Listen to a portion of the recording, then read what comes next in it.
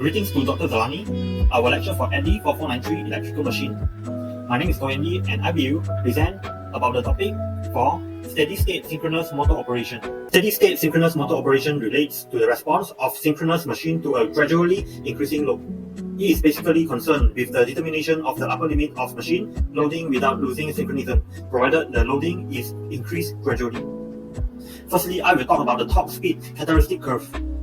As shown in the figure, the terminal voltage and system frequency will be constant.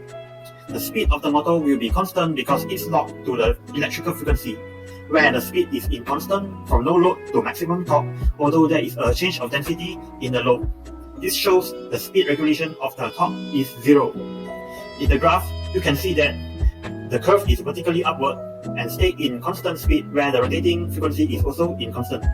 Based on the figure, there are two torque that are labeled in the graph, which are rated and pull-out torque. Rated torque means the torque generated when the motor is continuously producing rated output power at the rated voltage and frequency, while the pull-out torque means the maximum torque a motor will carry without an abrupt drop in speed. Based on the induced torque equation, let's say the maximum torque occurs at 90 degrees. Then we take the 90 degree, insert into the induced torque equation. Then the sin 90 degree will become 1. So it will equal to maximum torque equation, which shown at the right of induced torque. What happens when the load is changed on a synchronous motor? The terminal voltage and frequency supplied are in constant. The internal generated voltage, or EA, equal to the Boltzmann constant multiplied by the flux in the machine multiplied by the speed of the machine rotor, depend only on the field current in the machine and the speed of the machine. Since the speed of the machine is constrained to be constant by the input power, and the field current is constant, the current is constant as well. Therefore, the magnitude of internal generated voltage must be constant as the load is changes.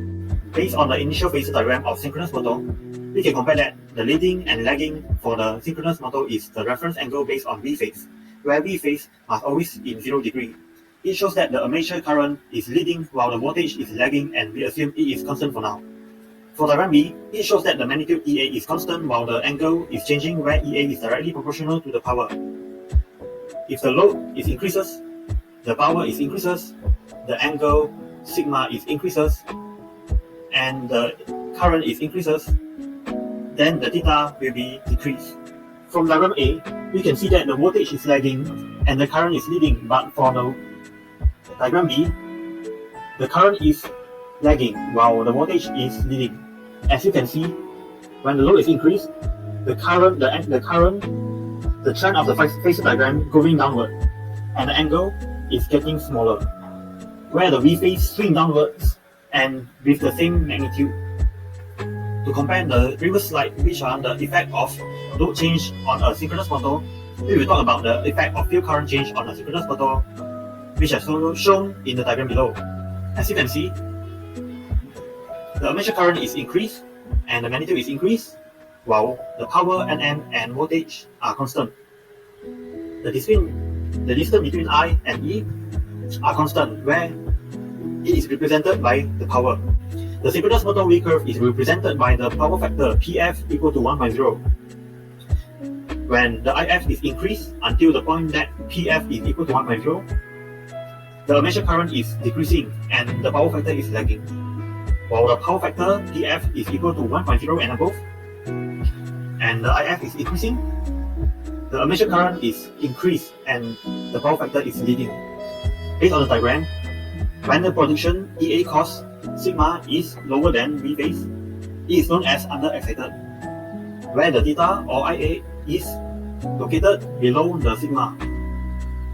And when the production EA cos sigma is greater than V phase, it is known as over-excited, where the theta is gradually located upward from the sigma and also greater than the sigma. The difference between under-excited and over-excited can be clearly seen in the diagram below, where the over-excited, the line for EA or the position for EA is longer than the under-excited one. My presentation ends here. Thank you for your attention.